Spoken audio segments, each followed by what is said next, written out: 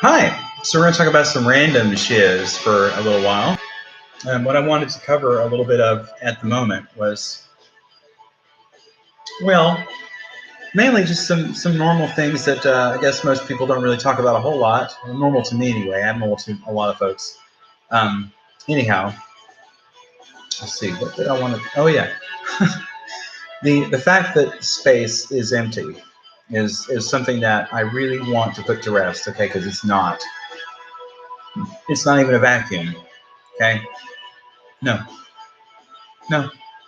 You look out into space, it may seem like a vacuum because it looks like there's almost nothing there, but most of what is there can't be seen readily by the naked eye. Once you go into different forms of light or different wavelengths of light, you can see the patterns of what's there very clearly. And it's not empty. And in fact, space is the opposite of empty. It's actually quite full. And there's plenty of things there in the heavens that we have never seen. And there's also things on our own planet we have yet to see that are still undiscovered that are at the bottom of our oceans. So, be that as it may, I wanted to put to rest any thoughts that there were any kind of vacuums present in space, because if there were, don't you think that it would suck the atmosphere off the planet? I think so. So a vacuum is just not logical. The atmosphere that we experience is here because of the weight of materials that are collected on the Earth due to accretion, or the laws of attraction, that through static electricity does force certain things to bond to surfaces, like any kind of dust or dirt that sticks to your hair or hands or a plastic bag when there's static involved. Go check it out. You'll see what I mean. This also works for molecular things at the smallest level, all the way up to the largest level, how planets are formed through accretion. Okay?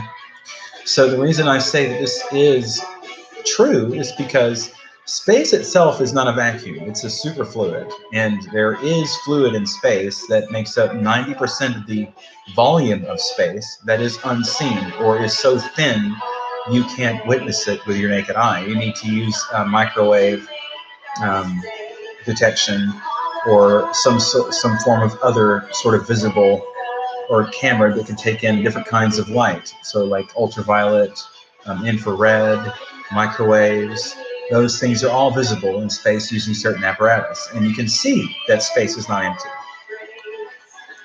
That space is actually quite full.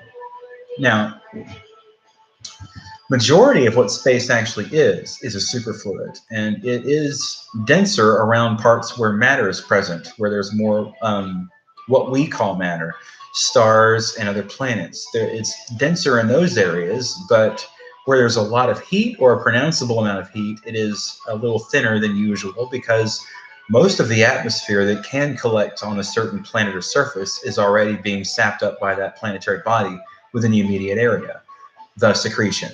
And you also have this sort of physicality or the realm of this presence that is there in space that does govern these things through sort of like an inanimate manner, and it does it without even asking you permission. Okay, because it is the way things work. That is what Einstein basically helped to build the Standard Model. But the Standard Model disagrees with this because it has to be a vacuum for the Standard Model to work in some cases. But differences in opinion are how we learn. Differences in opinion are how we educate ourselves, and how we come to know different things and new things, especially if we're accurate. And if we really think about scientific discovery, we want those things to happen. We want these things to occur. We want new things to be discovered. You don't want to be stuck in the same old stagnant pool day after day, looking at the same thing and getting nowhere. Because, like, well, yeah, this is how it's always been, and it's never going to change. It's not true. Okay. We now know that stars are not fireballs. We now know they're electric. Thank you, Tesla. We also know that stars themselves do not actually commit any kind of fusion in the center of their cores. They're not doing any fusion. The electricity that is built up around the star that's causing a reaction in the middle is by spinning of the interior of the star that causes an electromagnetic reaction that forces a field out beyond its body. And the atmosphere of the sun extends, excuse me, extends out beyond Pluto. This is called the heliosphere. And when you get to the end of it, or the edge of the heliosphere, it's called the heliopause. Now, in front of the sun, based on its trajectory, the front of it is the bow shock that goes and forms around from the sun itself. Now, we see a lot of that in permutations of certain solar behavior.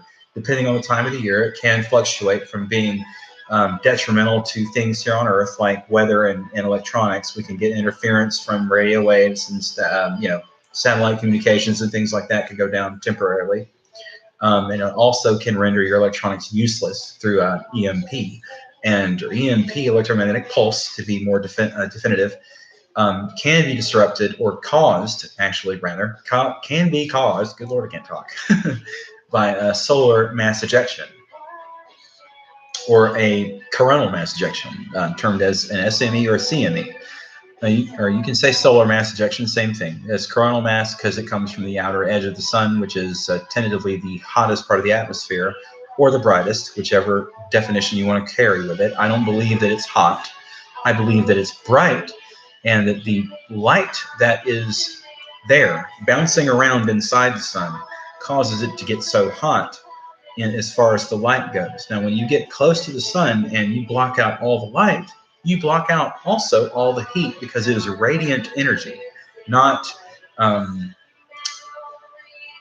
thermal. Okay, that's where the misconception is, and where the conception rests. Now, I'm not saying the sun isn't hot, because at the surface of it, it is very hot, hotter than we could even withstand, comparable to the core of our planet, theoretically. But what actually occurs on the surface of the sun is convection through heat and all that. The materials that are magnetically charged, and they're contained through gravitational mass, and it's kind of like a magnetic field containing a ball of plasma. In that same regard, it holds the shape of the object into a sphere. And then what happens when you generate a pole inside that sphere, it can start its own magnetic field, and it generates it within that frame. And that has been done in a lab before. Experimentally, they have contained a small spherule of plasma that generates its own magnetic field based on the theories that were contrived from this discovery, or at least this theoretical discovery that was done almost 70, 80 years ago. Some of the more modern studies in this indicate that, or are indicative that, the sun itself is not a ball of fire, but it is in fact an ice cold ball of plasma.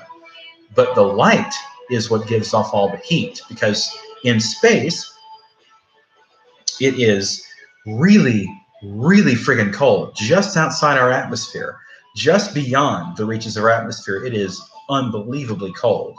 About 100 to 200 degrees below absolute zero. It is insanely cold. Now, you would think, because it is hotter on the surface of the Earth, the farther we go up, the warmer it's going to get, because we get closer to the sun. Well, that's not how science works. I'm sorry, not with an atmosphere. And because of the way light functions as a particle and as a wave, it enters our atmosphere and is trapped here. That causes thermal heating inside our atmosphere, because our magnetic field that is generated by the Earth holds the light rays here. It acts as a mirror. The clouds also do this to create a thermal layer of air, or the mass of our atmosphere inside is heated up by the light rays and UV rays and ultraviolet and whatever, all those different wavelengths of light that come down and bounce around the surface. Some escape, some get trapped, and it creates heat. It is called greenhouse effect. Now, the reason I'm saying that the global warming crap is false, okay, it's just not real, is because CO2 is a good thing, right? It's what the plants and the trees breathe in, okay? If we get rid of the trees, we're going to have an overabundance of CO2 in our atmosphere, which is going to cause a false, or temporarily false, heating of the Earth, followed by a rampant cool down that's going to be like a mini or a small nano ice age for the period of maybe a decade or a half a decade in that regard. It's going to get colder for a few years and then get warmer again. That's how this thing works. Throughout history, the Earth has done this. For thousands and thousands and thousands of years, the Earth has done this. So we're not damaging anything. The only thing we're doing by damaging or creating greenhouse is by cutting down trees.